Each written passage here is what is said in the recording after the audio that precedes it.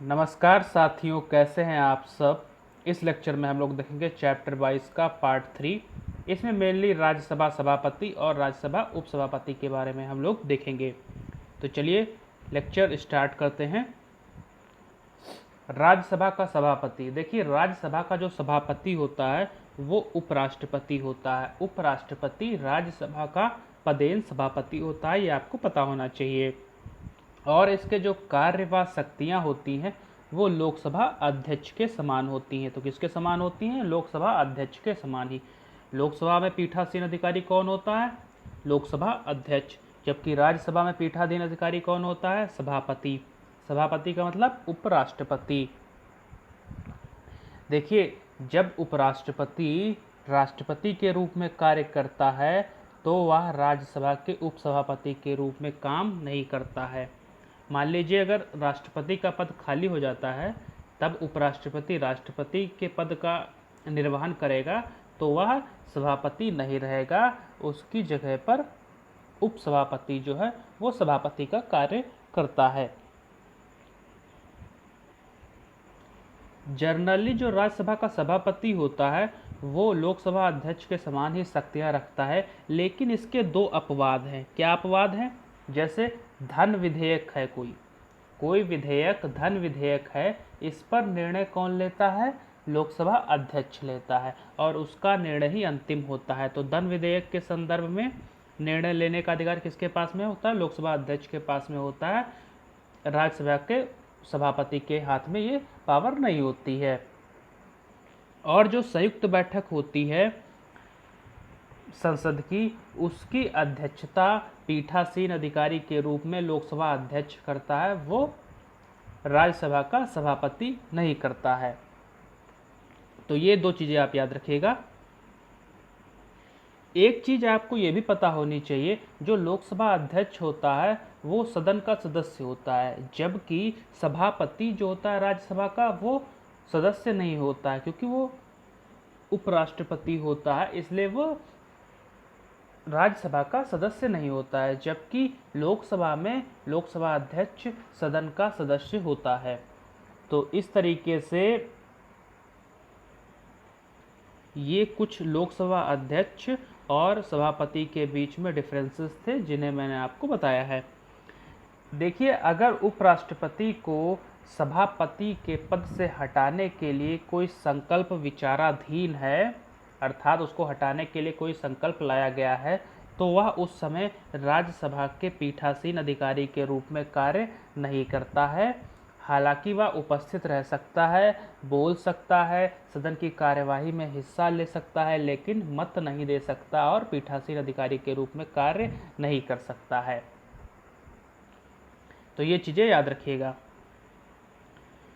इसके साथ ही साथ जो सभापति होता है उसको अध्यक्ष की तरह ही पहली बार मत देने का अधिकार प्राप्त नहीं होता है। वह मत बराबर होने की स्थिति में ही मतदान दे सकता है। तो मत देने का अधिकार जनरली इसको पहली बार में नहीं होता है, लेकिन अगर मत बराबर हो जाते हैं तब ये मत दे सकता है। राज्यसभा के सभापति के वेतन और भत्ते संसद द्वारा निर्धारित किए जाते हैं, अर्थात उपराष्ट्रपति के जो वेतन और भत्ते हैं वो संसद के द्वारा निर्धारित किए जाते हैं। और यह संसदीय समूह का पदेन अध्यक्ष भी होता है। तो भारतीय संसदीय समूह का पदेन अध्यक्ष कौन होता है? तो वो सभापति होता है। साथ ही साथ यह उपराष्ट्रपति तक सभापति बना रहता है, अर्थात जब तक उपराष्ट्रपति के रूप में व्यक्ति कार्य करता रहेगा तब तक वह राज्यसभा का सभापति बना रहेगा। जैसे ही वह उपराष्ट्रपति के पद से हटेगा, राज्यसभा सभापति से भी वो हट जाएगा। अब देखते हैं राज्यसभा का उपसभापति। देखिए, उपसभापति का चुनाव सदस्यों के मध्य से होता है। तो जो राज्यसभा सदस्य होते हैं अर्थात सांसद होते हैं जो राज्यसभा में, उनके मध्य से उपसभापति का चुनाव किया जाता है। और इसका जो पद है वो 3 कारणों से रिक्त हो सकता है। पहला, या तो उसकी राज्यसभा सदस्य के रूप में सदस्यता समाप्त हो जाए। दूसरा, या तो वह सभापति को लिखित रूप में अपना इस्तीफा सौंप दे। और तीसरा, यदि राज्यसभा में बहुमत द्वारा उसको हटाने का प्रस्ताव पास हो जाए। इस तरह का कोई भी प्रस्ताव 14 दिन के पूर्व नोटिस के बाद ही दिया जा सकता है। तो इस चीज़ को ध्यान रखिएगा। उपसभापति सभापति का पद खाली होने पर सभापति के रूप में कार्य करता है और सभापति की अनुपस्थिति में भी वह बतौर सभापति कार्य करता है। दोनों ही मामले में उसके पास में जो सभापति की शक्तियां होती हैं वो सारी शक्तियां प्राप्त होती हैं। साथ ही साथ मत का अधिकार उसको भी होता है, लेकिन बराबरी की स्थिति में। तो उपसभापति मत का अधिकार भी रखता है बराबरी की स्थिति में। तो ये कुछ चीज़ें थी जो कि राज्यसभा के उपसभापति के बारे में आपको पता होनी चाहिए। इसके साथ ही साथ आप एक चीज़ ये भी याद रखिएगा, जब दोनों सदनों की संयुक्त बैठक बुलाई जाती है तो उसकी अध्यक्षता करता है लोकसभा अध्यक्ष। अगर लोकसभा अध्यक्ष नहीं होता है तब उसकी अध्यक्षता करता है लोकसभा उपाध्यक्ष। अगर वो भी नहीं है तब उसकी अध्यक्षता कौन करेगा, तो वो करेगा उपसभापति। तो ये इसके बारे में एक बहुत महत्वपूर्ण फैक्ट है, इसको आपको पता होना चाहिए। चलिए आगे देखते हैं। अगला टॉपिक है सदन का नेता। देखिए, लोकसभा का सदस्य होने पर प्रधानमंत्री या उसके द्वारा नियुक्त कोई अन्य सदन का नेता होता है लोकसभा में। राज्यसभा में सदन का नेता भी एक मंत्री ही होता है और जो कि राज्यसभा का सदस्य हो। ये अब देखते हैं विपक्ष के नेता के बारे में। तो विपक्ष का नेता दोनों सदनों में होता है और जो दूसरी सबसे बड़ी पार्टी होती है उसी से विपक्ष का नेता चुना जाता है। जो दूसरी सबसे बड़ी पार्टी होगी उसमें कम से कम कुल सदस्यों के 10वें हिस्से के बराबर सदस्य होने चाहिए, तभी उस पार्टी से विपक्ष का नेता चुना जा सकता है। और जो विपक्ष का नेता होता है उसे वेतन भत्ते और सुविधाएं कैबिनेट मंत्री की तरह ही प्राप्त होती हैं। और विपक्ष के नेता का जो कॉन्सेप्ट था वो मूल संविधान में नहीं था। तो ये याद रखिएगा, ये मूल संविधान में नहीं था। लोकसभा और राज्यसभा में विपक्ष के नेता की व्यवस्था जो है वो 1977 से की गई है। तो 1977 से इसकी व्यवस्था की गई है। आगे चलते हैं। व्हिप, जिसको आप लोग सचेतक के रूप में भी जानते हैं। इसका ना तो उल्लेख संविधान में है, व्हिप ना तो भारतीय संविधान में कहीं भी उल्लेखित है और ना ही सदन के नियमों में या संसदीय विधियों में इसका उल्लेख है। यह जो है पद वह संसदीय सरकार की परंपराओं पर आधारित है। प्रत्येक राजनीतिक दल का, चाहे वह सत्ता में हो या विपक्ष में हो, उसका अपना एक व्हिप होता है। संसद में अपना व्हिप उसका होता है। इसका कार्य क्या होता है? इसका कार्य होता है कि पार्टी के सदस्यों को सदन में उपस्थित रखने की जिम्मेदारी निभाना, साथ ही साथ कोई अगर प्रस्ताव है तो उस पर मत विपक्ष में देना है या पक्ष में देना है, इसकी व्यवस्था भी व्हिप ही करता है। जनरली जो राजनीतिक दल होता है उसका सीनियर जो होता है उसे ही व्हिप के रूप में नियुक्त कर दिया जाता है राजनीतिक दल द्वारा। तो इस तरीके से पार्टी अनुशासन बनाने का कार्य करता है व्हिप, अर्थात सचेतक। और अगर व्हिप के निर्देशों का पालन नहीं किया जाएगा सदस्यों के द्वारा तो उन पर अनुशासनात्मक कार्यवाही हो सकती है और इससे दल बदल जो कानून है उसको लागू करने का मार्ग भी प्रशस्त हो जाता है। तो ये चीज़ें हैं व्हिप के बारे में, इनको आप याद रखिएगा। अब देखते हैं संसद के सत्र। तो सबसे पहले सत्र आहूत करना, उसके बाद में सत्र का स्थगन और फिर सत्रावसान। इन तीनों चीज़ों के बारे में हम लोग बारी बारी से जानेंगे। तो संसद का सत्र आहूत कौन करता है? तो राष्ट्रपति करता है।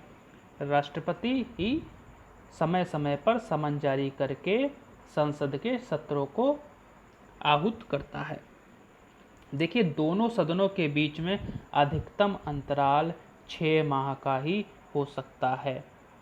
तो जो संसद के दोनों सदन हैं उनके सत्रों के बीच में अधिकतम अंतराल 6 माह से ज़्यादा नहीं होना चाहिए। इस तरीके से हम कह सकते हैं कि संसद वर्ष में 2 बार अवश्य मिलनी चाहिए। तो दोनों सत्रों के बीच में अधिकतम समय कितना होना चाहिए?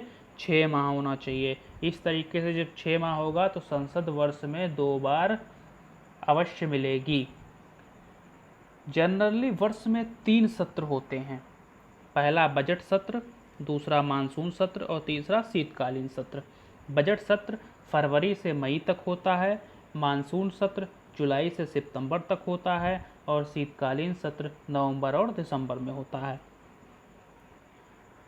स्थगन, स्थगन के बारे में आपको पता होना चाहिए। इसका अर्थ होता है संसद की बैठक को समाप्त करना। स्थगन करता कौन है? तो स्थगन करता है लोकसभा अध्यक्ष, लोकसभा के संदर्भ में। तो इसमें बैठक के कार्य को कुछ निश्चित समय के लिए निलंबित कर दिया जाता है लोकसभा अध्यक्ष के माध्यम से या जो पीठासीन अधिकारी होता है उसके माध्यम से। अगर बैठक के कार्य को निलंबित कर दिया गया है बिना किसी आगे की तारीख की घोषणा किए, तब उसको कहा जाता है कि अनिश्चित काल के लिए सत्र को स्थगित कर दिया गया है। ये दोनों शक्तियां जो होती हैं वो सदन के पीठासीन अधिकारी के पास में होती हैं। देखिए, प्रत्येक बैठक में 2 सत्र होते हैं। एक सुबह की बैठक जो कि 11 से 1 के बीच में चलती है और दूसरी भोजन के बाद की बैठक जो कि 2 से 6 बजे तक चलती है। तो ये प्रत्येक बैठक में 2 सत्र होते हैं। अब देखते हैं सत्रावसान। सत्रावसान क्या होता है? जब लोकसभा अध्यक्ष के द्वारा सत्र पूर्ण होने पर अनिश्चित काल के लिए स्थगन कर दिया जाता है तो उसके बाद में राष्ट्रपति अधिसूचना द्वारा सत्रावसान की घोषणा करता है। तो सत्रावसान की घोषणा किसके द्वारा की जाती है? राष्ट्रपति के द्वारा की जाती है। जबकि स्थगन करने की शक्ति किसके पास में है? अध्यक्ष या सभापति के पास में। आगे चलते हैं। अब देखते हैं विघटन के बारे में। विघटन जो है वो सिर्फ लोकसभा का होता है, राज्यसभा एक स्थायी सदन है, उसका विघटन नहीं होता है। तो विघटन 2 प्रकार से हो सकता है, या तो स्वयं विघटित हो जाए या राष्ट्रपति द्वारा विघटित हो जाए। स्वयं विघटित मतलब अगर लोकसभा का कार्यकाल 5 वर्ष का पूरा हो गया है तब वह स्वयं विघटित हो जाएगी। राष्ट्रपति भी सदन को विघटित करने का निर्णय ले सकता है। तो जनरली विघटन किसके द्वारा किया जाता है? राष्ट्रपति के द्वारा किया जाता है। केवल लोकसभा का विघटन होता है, राज्यसभा का विघटन नहीं हो सकता है। देखिए, विघटन के पश्चात में जो विधेयक, प्रस्ताव, संकल्प, नोटिस या याचिका आदि लोकसभा में उपस्थित होते हैं या लोकसभा में विचाराधीन होते हैं वो सभी समाप्त हो जाते हैं। तो विघटन कौन करता है? राष्ट्रपति करता है। सत्रावसान कौन करता है? राष्ट्रपति करता है। अनिश्चित काल के लिए स्थगन या स्थगन कौन करता है? पीठासीन अधिकारी करता है। सत्र आहूत कौन करता है? वो राष्ट्रपति करता है। तो ये चीजें हैं, इनको याद रखिएगा। अगर लोकसभा का विघटन हो रहा है तो कौन कौन से विधेयक समाप्त हो जाते हैं ये भी आपको पता होना चाहिए। देखिए, जो भी लोकसभा में से पारित हुआ होगा या लोकसभा में विचाराधीन होगा वो सभी विधेयक जो हैं वो समाप्त हो जाते हैं लोकसभा विघटित होने पर। तो पहला विचाराधीन विधेयक जो कि लोकसभा में रखे गए हैं या राज्यसभा द्वारा हस्तांतरित किए गए हैं वो सभी समाप्त हो जाते हैं, क्योंकि ये लोकसभा में प्रेजेंट हैं या तो लोकसभा द्वारा पारित हैं, वो सभी समाप्त हो जाएंगे। लोकसभा में पारित पर राज्यसभा में विचाराधीन ये विधेयक भी विघटित हो जाते हैं। तो आपको एक कोड याद रखना है कि जो भी लोकसभा से पारित होंगे या लोकसभा में विचाराधीन होंगे वो सभी विघटित हो जाएंगे लोकसभा के विघटन पर। कुछ विधेयक जो होते हैं वो लोकसभा विघटन होने पर समाप्त नहीं होते हैं। कैसे विधेयक? देखिए, दोनों सदनों में असहमति के कारण पारित नहीं हो पाने वाले विधेयक तथा जिनके संदर्भ में संयुक्त बैठक बुला ली गई है, ऐसे विधेयक समाप्त नहीं होते हैं। दूसरा, लोकसभा में पारित नहीं हुए हैं लेकिन राज्यसभा में विचाराधीन हैं, तो ऐसे विधेयक भी समाप्त नहीं होते हैं। तीसरा, राज्यसभा व लोकसभा द्वारा पारित पर राष्ट्रपति की स्वीकृति नहीं, अर्थात राष्ट्रपति की स्वीकृति के लिए विचाराधीन विधेयक भी समाप्त नहीं होते हैं लोकसभा विघटन पर। राज्यसभा व लोकसभा में पारित पर राष्ट्रपति के द्वारा पुनर्विचार के लिए लौटाया गया विधेयक भी विघटित नहीं होता है लोकसभा के विघटन पर। तो ये कुछ चीज़ें हैं, ये इंपॉर्टेंट क्वेश्चन बनते हैं यूपीएससी में, तो बहुत जनरली क्वेश्चन पूछे ही जाते हैं इस संदर्भ में, यूपी पीसीएस में भी पूछे जा सकते हैं, तो इन चीज़ों को याद रखिएगा। अब देखते हैं सदन में भाषा। देखिए, सदन में कार्यवाही की जो भाषा होती है वो हिंदी व अंग्रेजी होती है, लेकिन कोई भी सदस्य अपनी क्षेत्रीय भाषा में भी बोलने का अधिकार रखता है, लेकिन इसके लिए उसे पीठासीन अधिकारी से आग्रह करना पड़ेगा, जिससे कि वह उसके लिए समानांतर रूप से अनुवादक की व्यवस्था कर सके। देखिए, संविधान लागू हुआ था तब अंग्रेजी को शुरुआती 15 वर्षों के लिए ही रखा गया था सदन की भाषा के रूप में। फिर राज्य भाषा अधिनियम 1963 के माध्यम से दक्षिण के राज्यों के विशेष आग्रह पर, उनके विरोध पर इसको अनंत काल के लिए बढ़ा दिया गया है, अर्थात अब जो कार्यवाही की भाषा है वह हिंदी व अंग्रेजी है, लेकिन शुरुआत में संविधान में 15 वर्षों के लिए ही केवल अंग्रेजी की व्यवस्था की गई थी। फिर राज्य भाषा अधिनियम 1963 के माध्यम से इसे बढ़ा दिया गया और अब अंग्रेजी व हिंदी में संसद में कार्यवाही होती है। इस लेक्चर में हमने देखा राज्यसभा सभापति के बारे में, उपसभापति के बारे में और संसद के सत्र इत्यादि के बारे में। इस लेक्चर में इतना ही है। धन्यवाद। पढ़ेगा इंडिया तभी तो आगे बढ़ेगा इंडिया।